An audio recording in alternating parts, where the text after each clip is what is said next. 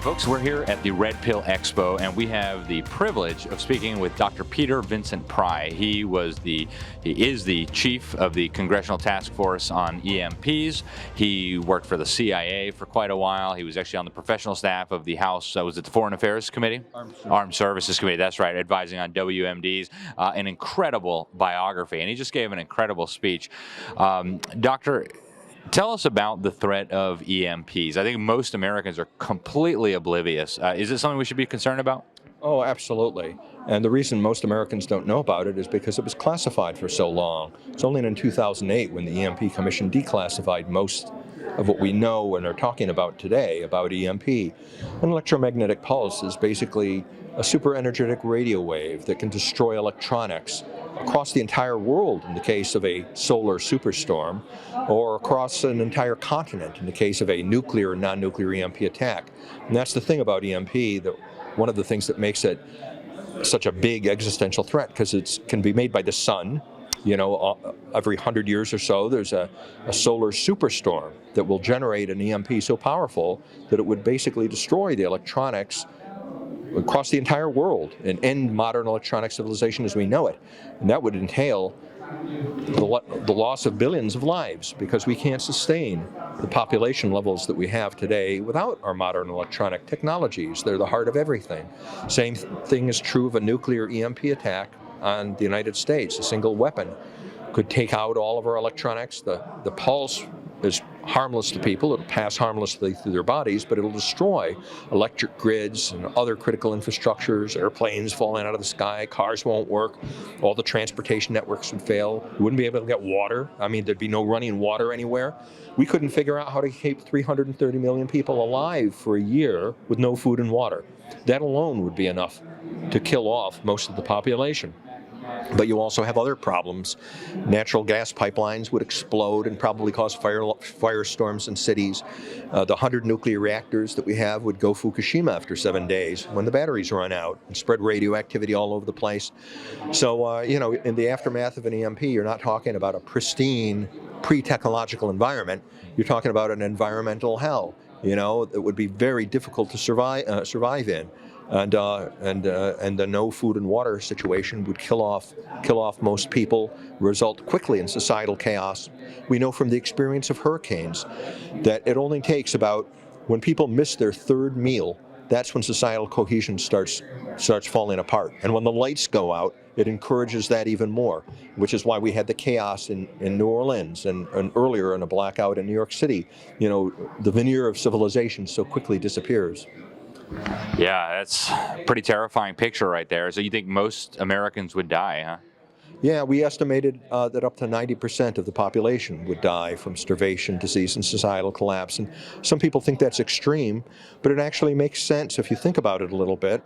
You know, because how do you support 330 million Americans? You have to go, if you think of, well, what could the country sustain before we had the electric grids? Well, back in around 1900, our population was less than 100 million people.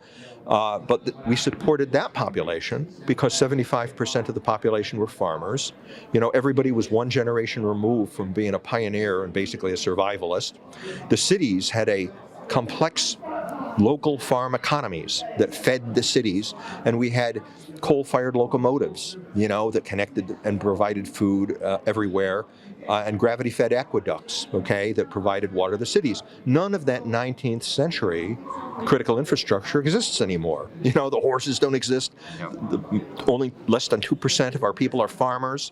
They depend on big, complicated electrical tractors and machineries for harvesting and everything. We did an experiment with the EMP Commission where we bought a local apple and traced its history from a Washington grocery store back to Washington State, you know, where it was harvested by mechanical pickers, packaged and polished, you know, on an assembly line, transported across the country in electronic and freezer trucks, stored in a big regional food warehouse with temperature control systems, and then delivered to the local grocery store.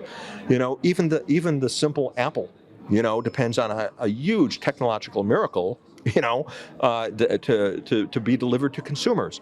And not only wouldn't we have that modern technology, but in the aftermath of an EMP, we wouldn't have the 19th century technology. So you'd have to go back to a period probably before pre-Civil War, we thought was most accurate, when our population was less than 30 million people, which is about 10% of our population today, actually fewer. And so it actually makes sense when you crunch the numbers and you say, well, what's sustainable in the aftermath of an EMP? Not much. Wow. Well, I hear of preppers who are building themselves Faraday cages. Surely the government is taking measures to protect us from such an eventuality, right? Surely the government is not, unfortunately. The government is taking measures to protect itself. There are even contingency plans to keep the IRS going. Yes, and members of Congress, to be protected. The White House has protected its communications and has, what do they call it? It's COG plans, continuity of government operations to keep the top elites in the Washington area alive and running, because of course we can't survive without them. That's the theory. That's the theory, but nothing to protect the American people. And we've been trying for 20 years to get the American people protected, which is, after all, the first and most fundamental constitutional duty of the government. It's why it exists. Unfortunately for those government bureaucrats, even they won't survive the super EMP weapons that have been developed by Russia, China, and North Korea, which generate field strengths that exceed the hardened Faraday cages and control systems and the like. Now, maybe there's black programs to upload, to increase, because you can survive a super EMP weapon too if you improve the standard, okay? So there may be black programs afoot to protect the government bureaucrats, but there's nothing happening to protect the American people. Oh, the Biden administration will disagree. In the infrastructure bill, they are spending hundreds of millions of dollars on more studies to protect us from EMP. The people who are getting the money from those studies in the Department of Energy, have been the chief opponents of EMP protection, because they are in the pockets of the utilities who don't want to do anything. There's a rotating door between the Department of Energy and the electric utilities. And so I think that money is just going to go to line the pockets of their buddies in the Beltway bandits, and build more big McMansions. You should do a documentary someday if you want to know what happened to the billions we were spending on biological warfare preparedness, for example, and see all the mansions in Potomac, Maryland. That's where it goes. It goes to corruption, and I think that's what's going to happen. There's no excuse for not taking that money and spending it on protecting the electric grid. We've known since 1963 how to protect against EMP. The military has been doing it for select strategic nuclear systems and command and control, although even those right now wouldn't survive a super EMP attack. But we know the technology: Faraday cages, blocking devices, surge arresters. You just have to scale them up. And we as a society have proven that we can do it painlessly because we have already protected ourselves against one existential EMP threat that is so commonplace that as an electronic civilization we couldn't afford not to be protected. And it's called lightning. In the EMP world, this is called E2 EMP, and we never even talk about it because almost everything is protected against lightning. Even your personal computer, if you look at the plug, it's usually a fat plug. That's because there's a little surge arrestor in there, so that when there's a lightning strike in the power line, it'll stop the lightning from coming into your personal computer and frying it. That's exactly the same technology, except it needs to be faster and more robust to deal with these forms of super lightning, you might call them. The nuclear EMP and the solar EMP, call them super lightning. If we just increased the standards and said, you've got to be this fast, you've got to have this robustness, and all critical electronics, transformers, SCADA systems that get developed in the future, even cars could be protected. The cost of protecting a car against EMP would be $100. So there's really no excuse for us to be vulnerable to this particular existential threat. Most existential threats, all-out nuclear war, an asteroid hitting the Earth, you can't do anything about. But one of the reasons I've devoted a professional lifetime to this, as have my colleagues, which includes former directors of CIA and former White House science advisors, who are working for free as volunteers. They should be in retirement, but they're so concerned about this existential threat, they haven't retired and won't go to sleep until they get the country protected. One of the reasons we're doing that is there's no excuse to be vulnerable. We're so close. We have all the policy We've got an EMP executive order, we've got bills from Congress. If the system worked the way it should, we should already be protected. But it's not working the way it should because the government bureaucracy, the deep state, is so corrupt, that these people are not doing their jobs. And I guess we need a second American Revolution, for saving freedom and saving our lives, from existential threats like this. So what would it cost, you suppose, to protect at least the critical infrastructure? I mean, what would you guys estimate would be a reasonable amount to spend to protect the American people and our infrastructure from this? And how do we get it done? I mean, should people call their congressman? What do you do? Well, asking how much will it cost to protect the country from EMP is kind of like asking, well, how much does it cost to protect my house from fire? It depends upon the kind of plan you have. You can spend very little, or you can spend a lot. If you have no fire protection at all, you can greatly increase your survivability just by spending $20 on a smoke detector. You can spend more money on fire extinguishers and fire alarms. You can put in a very sophisticated fire extinguisher system in your whole house and spend a lot of money and guarantee your survival against fire. And it's sort of the same way for EMP. The EMP Commission came up with, I think, was an excellent plan that deliberately tried to keep the investment low so that the government would have no excuse not to do it. We came up with a plan where it would cost only $4 billion. $4 billion, okay? That's what it'll be. Pocket change in Washington. Pocket change. We told them, you're spending $5 billion every year on foreign aid to Pakistan. So if you suspended foreign aid to Pakistan for 1 year and spent it on the survival of the American people, it would be a giant step towards solving the problem. Now, that plan was not idiot-proofed, okay? It depended on the utilities and the government departments and agencies to use their brains and have a good plan. What it would do is it would protect the big transformers that we need, the 2,000 transformers, all the big generators, all the SCADA systems, the bulk power system, okay, on the electric grid. And so we would be able to quickly bring back the electric grid. If you had a good plan, before millions of Americans died of starvation. So we could quickly bring it back. And you can bring back pretty much, if your electric grid is still working, you can pretty much bring back all the other critical infrastructures too, because they depend on the electric grid.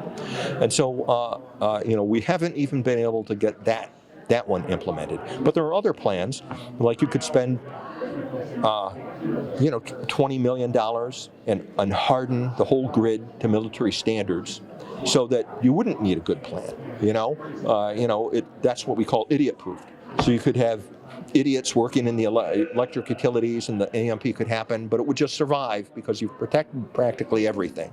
Even $20 billion is a drop in the bucket compared to what we're spending on the infrastructure bill. 4 years of foreign aid to Pakistan, we got it covered. Right, and a lot of it wouldn't even necessarily involve spending. Lightning protection that I just described, did not cost the taxpayers anything in federal money. It's considered sunk costs. Industry, if you're building an important electronic system, or even an unimportant one, like I said, even personal computers are protected against it. It's just routinely built into it because they said, well, you've got to make it safe against lightning. And if we did that same thing, just had good standards and good engineering practices so that you're also safe against nuclear and solar EMP, it wouldn't cost the taxpayers anything in terms of tax money. It might add a few pennies to the cost of the systems that you're buying, from industry. Like I said, another $100 added to the cost of a car, so it would survive anything. Is nothing compared to the overall cost of man. In fact, we found from 50 years of experience in hardening military systems from EMP that it typically only adds about 1% to 6% to the manufacturing cost of whatever the system is. So it's a trivial cost. So the money isn't the thing, and it's never been the thing. The big problem is, well, I think there's two problems. The immediate problem, is the electric power industry is the last critical infrastructure that operates under a 19th century regulatory environment. They regulate themselves. I think political scientists call it regulatory capture, where they own the Department of Energy, they own the Federal Energy all the commissioners, and the 9 commissioners in the Federal Energy Regulatory Commission are all former lawyers and lobbyists for the electric power industry, and they know they're going back, So these guys and the EMP Commission recommended, the system is so corrupt, it won't work. The White House has to take charge. You have to sort of have a Manhattan Project for EMP, the way we had a Manhattan Project for the atomic bomb, has to be run out of the White House. And the Biden administration, to its credit, kept President Trump's EMP executive order and says they're trying to implement it. And they took our advice and established, we would have called it an EMP czar, but it's called a cyber czar for cybersecurity. And her name is Ann Neuberger. She's the person who's supposed to, be in charge of protecting our critical infrastructures. Unfortunately, she's a lawyer. Even though she was from the NSA, she served in the NSA and Cyber Command, she's a lawyer. She's not really a technical expert on any of this stuff. And when the Colonial Pipeline incident happened, which is sort of the tip of the spear, because the Russians and Chinese, they all consider EMP part of cyber warfare, not nuclear warfare, okay? But when Colonial Pipeline happened, which happened 2 weeks after Margarita Simonian, who's an unofficial spokesman, she runs RT for the Russians, and she's a friend of Putin and an unofficial spokesman. She warned us that, if we get into dust-up over Ukraine, we're going to win the cyber war. It's not going to be, World War III is going to be a cyber war, and you will lose because you're not prepared for it. And we could shut down Harlem, she said, or we could shut down the state of Florida, or we could shut down your whole country. And 2 weeks after that, they did Colonial Pipeline, and that was a bigger threat than just raising gas prices so people couldn't get gas on the East Coast. All of our military bases that are on the East Coast are indispensable to the defense of NATO. That's where we project power from to defend NATO, or if we were going to rescue Ukraine, to save Ukraine. And they depended on the Colonial Pipeline. So they were showing, they could win World War III, just like that. And you'd think, I was really hoping the administration, the Biden administration, would then say, we need a Manhattan Project. But what was their response? And this was right from Ann Neuberger. And, she said, our grand strategy is a public-private partnership, and it's really on the utilities to protect themselves. That public-private partnership thing has been tried for 20 years, and we're no safer today from EMP or cyber warfare than we were 20 years ago because it's doomed to fail. It's a doomed to fail strategy.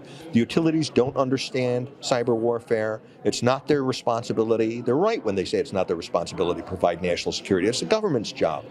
They don't have any expertise in EMP. They don't know the first thing about how to protect against it.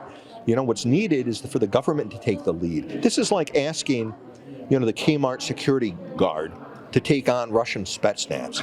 It's putting their best cyber and EMP warriors up against people on our side who have no inkling about how to do defense like that. And it's a doomed to fail strategy, and it will doom us if we end up having a world war with Russia or China or maybe even North Korea, who has the ability to do EMP attacks and shut down our electric grids. That's got to change. The government has got to put on its big boy pants and take responsibility for protecting these critical infrastructures. I don't say they need to take them over, but they need to get in there and use the defense contractors, who have been protecting, military systems for 50 years. The people who know what they're doing, to get in there and harden the transformers, harden the SCADAs.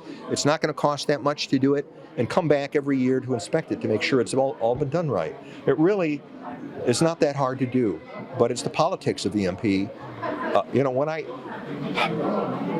When I first started on this crusade back in 1995, when I left CIA and came over to the Congress and started telling congressmen about EMP, most of them had never heard of it, and we had the first open hearings on EMP, I thought, this is great. We'll pass a bill in 1995 and get the country protected. Then I can go on and do something else. Here it is, decades later. and we still haven't moved off the dime. I and most of the EMP people who are scientific experts, okay, we're not politicians, really underestimated that the biggest problem is going to be the politics of EMP, not the science, not the technology, not the money, and that has been a real hard problem to overcome. The utilities have got hundreds of millions of dollars to spread around, bribing members of Congress. But even there we've beat them, because we have gotten the bills. They've tried to stop us, and we've beaten them in every bill. But their last line of defense is the deep state. They own these people. There's, in one of my books called The Power and the Light, I named their names. There's like 6 people who are actually in the system. And if those people got fired, I think the other bureaucrats would lose heart, and we'd actually make progress. Unfortunately, I couldn't get the Trump administration to fire these people, and I was so disappointed in that, because I think one of the reasons most of us voted for President Trump was because he was good at saying you're fired, but he didn't seem to do that when he actually got in the White House. He did not drain the swamp, and that's the problem, and it doomed his presidency, in my opinion, because he was trying. We had a President Trump, but we still had literally an Obama administration. He was trying to run the country with the Obama administration, and it doomed his presidency, unfortunately. And maybe doomed all of us, because we're running out of time to protect against these threats. Dr. Pry, how can people get your books? Do you have a website that people can go to? And what would you tell an average American who's watching this, who's concerned? Should they call their member of Congress? Should they write a letter? Should they? What's the best thing for an average person to do? And how do they get informed with your material? All of that. I would encourage them to get my book, Blackout Wars. It's got a blank executive order in it. All you have to get your governor to sign that executive order and fill in the name of his state. It's got a blank bill in it. If you can get a state legislature to fill in the name of your state and pass that bill, it'll start your state on the path. Because that's an important thing for people to know. You don't have to, the whole country, you don't have to wait for Washington. Individual states can protect their electric grids, so you can keep the lights on in your state and survive. And we're going to make a shot at that. 2 weeks ago, I came from a meeting with members of the state legislature in Utah, and they've got a bill, and they're going to try to protect Utah. Texas has been trying to protect its grid. Maine has been trying to protect its grid. Florida, has got a movement afoot to protect its grid. And all this is healthy from another point of view, too. Not only do we need to survive this existential threat and not rely on the incompetent fools in Washington, who are never going to act on this or other things. But I think maybe it's a God-given opportunity to save our constitutional republic, because the founders never intended Washington to become a new Rome. The founders never intended so much power to be concentrated in Washington. Most governance was supposed to come out of local governments, and then out of the states, and then the least important thing was supposed to be Washington. This is an opportunity for us, for patriots, to claw back power from Washington. Just think of what the implications are, the legal and constitutional implications. If a state says, I'm going to take over this national security issue and protect my grid from EMP, and hell with you, Washington, that means that all lesser things below that also fall within the purview of states' rights, and that's one of the reasons we've lost our constitutional republic, is because the states were supposed to be sovereign under the original conception, and I think if we're going to survive, we need to get back to that. Well, Dr. Pry, this has been absolutely fascinating. Thank you so much for your time. Thank you for your wonderful speech here. And I encourage folks, go get the book. This man knows what he's talking about more than anybody. So we'll be back with more. We're at the Red Pill Expo. I'm Alex Newman, Dr. Peter Vincent Pry. Thanks for watching. Stay tuned.